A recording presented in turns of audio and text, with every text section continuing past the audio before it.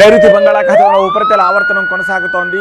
దానికి సంబంధించిన breaking news ఇది. సముద్ర మట్టం నుంచి 3.1 కిలోమీటర్ల ఎత్తులో ఒక ద్రోణి ఏర్పడింది. ఇవాళ రేపు తెలంగాణలోని పలు జిల్లాల్లో ఆ ద్రోణి ఎఫెక్ట్ తోటి ఉరుములు మెరుపులతో కూడిన వర్షాలు పడవచ్చు. గంటకు 40 కిలోమీటర్ల వేగంతో ఈదురు గాలులు వీచే అవకాశం ఉందని వాతావరణ శాఖ హెచ్చరించింది. మరోవైపు గ్రేటర్ హైదరాబాద్లో 2 రోజులుగా వానలు దంచి కొడుతున్నాయి. ఉపరితల ఆవర్తనం ప్రభావంతో నిన్న సాయంత్రం గంట పాటు ఒక్కసారిగా కుండపోత వాన పడింది. దీంతో బహదూర్పురా ప్రాంతంలో అత్యధికంగా 9.1 సెంటీమీటర్లు, నాంపల్లిలో 8 సెంటీమీటర్లు, చార్మినార్లో 7.8 సెంటీమీటర్లు, కాప్రాలో 6.2 సెంటీమీటర్లు, ఖైరతాబాద్లో 5.6 సెంటీమీటర్ల వర్షం కురిసింది.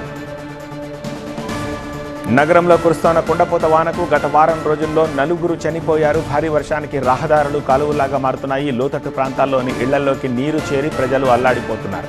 ఇప్పటికే నాలాల్లో పడి 3 కొట్టుకుపోగా బుధవారం రాత్రి వరదలో చిక్కుకుని బల్కంపేట ప్రాంతంలో యువకుడు మృతి చెందాడు.